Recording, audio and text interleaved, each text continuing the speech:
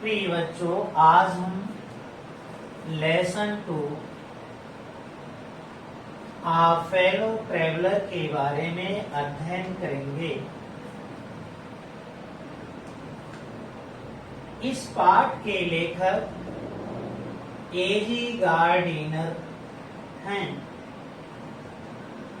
Fellow traveller को हम जानेंगे, इसका मतलब क्या है, पाठ का मतलब क्या है। फेलो एक सह ट्रैवलर यात्री, यात्रा करने वाला, जो ट्रैवल वर्ब से बनाया गया है नाउन। एक सह यात्री अर्थात वो जो किसी के साथ साथ यात्रा कर रहा है। इस पाठ की समरी हम पैरा वाइज अध्ययन करेंगे।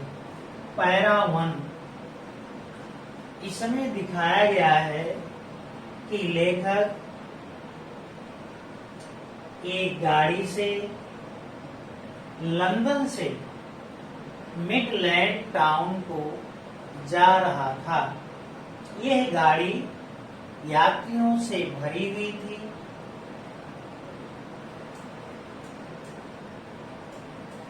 यह धीरे धीरे चलने वाली गाड़ी थी। ये प्रत्येक उपनगरीय स्टेशन पर रुकती थी और यात्री एक एक करके, दो दो करके उतर जाते थे।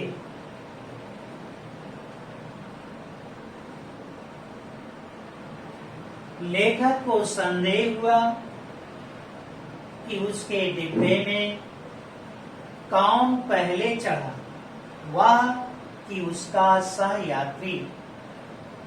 जब सभी सहयात्री उतर गए तो लेखक डिब्बे में अकेले बचा। पैरा 2 में दिखाया गया है कि जब लेखक डिब्बे में अकेले था तो उसके खुशी का ठिकाना न था, क्योंकि वो अपने डिब्बे में जो चाहता वह कर सकता था। जैसे वह जोर जोर से बात कर सकता था, कोई सुनने वाला नहीं था, ना विरोध करने वाला था। वह अपने सिर के बल खड़ा हो सकता था, वह खेल सकता था, वह नाच सकता था, वो गा सकता था, वह गद्दों पर, कुशंस पर कहीं भी बैठ सकता था। कोई विरोध करने वाला वहां नहीं था। वह अपने डिब्बे के दरवाजों को बंद रख सकता था अथवा खोल सकता था।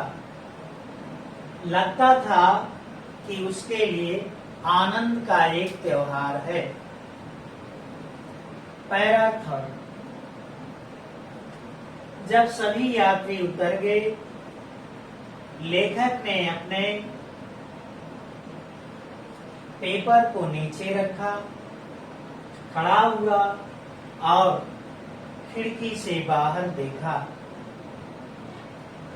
वह अपने बाहों और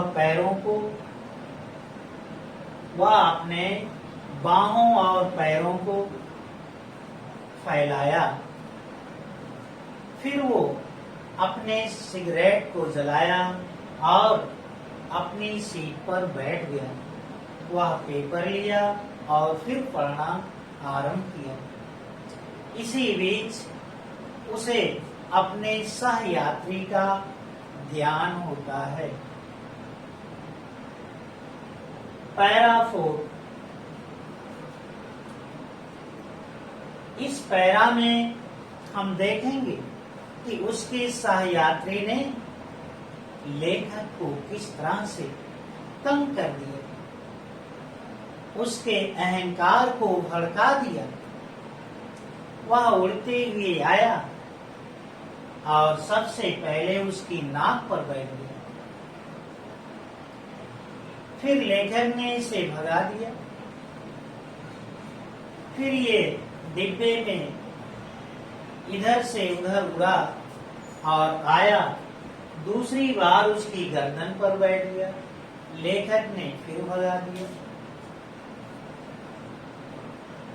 किंतु तीसरी बार जब वो फिर उड़ते हुए आया और उसके हाथ के पृष्ठभाग पर बैठ गया, तो इससे लेखक आग बबूला हो गया।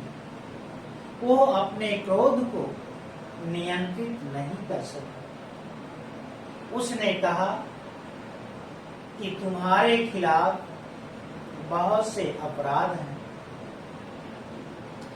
इन सब कारणों से मैं तुम्हें अवश्य दंडित करूंगा। लेखक मच्छर का पीछा किया, प्राणघातक हमला किया, किंतु असफल रहा।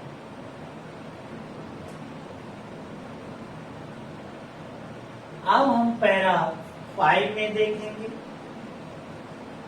कि लेखक अपने सहयात्री मच्छर को मारने का जब हर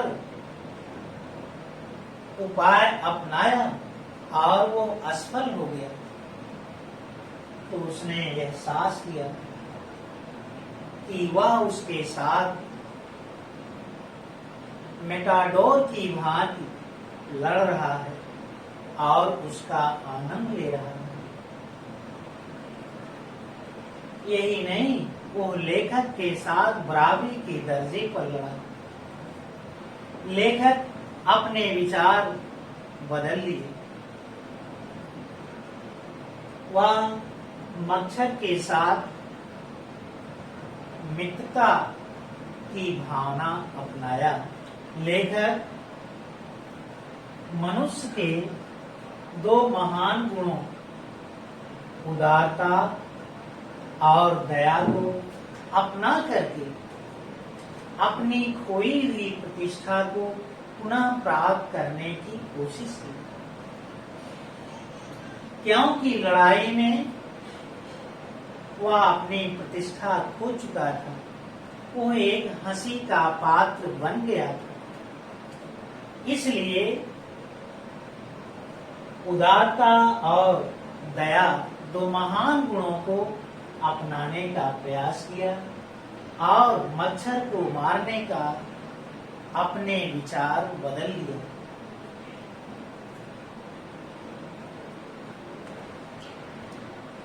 और मित्रता के भाव पर जोर दिया। पैरा 6। इस पैरा में हम लेखक के दार्शनिक दृष्टिकोण के विषय में जानकारी लेंगे। लेखक ने एहसास किया कि जीवन का आश्चर्य और रहस्य एक जैसा हो, चाहे एक जैसा है, चाहे वो किसी प्राणी का हो या मनुष्य का हो। कोई भी अपने जीवन यात्रा के विषय में नहीं जानता है। हर प्राणी जन्म लेता है, संघर्ष करता है और अंत में उसकी मृत्यु हो जाती है। जो जन्म लेकर अस्तित्व में आता है, क्रियाकलाप करता है और फिर विलीन हो जाता है। क्योंकि मच्छर भी अंधकार से प्रकाशित डिब्बे में आता था और फिर अंधकार में चला जाता था। इस तरह से लेखक एक दार्शनिक दृष्टिकोण अपनाता है। पैरा 7 ये पाठ का अंतिम पैराग्राफ है। इसमें इस कहानी का अंत हो जाता है। गाड़ी एक स्टेशन पर पहुंचती है।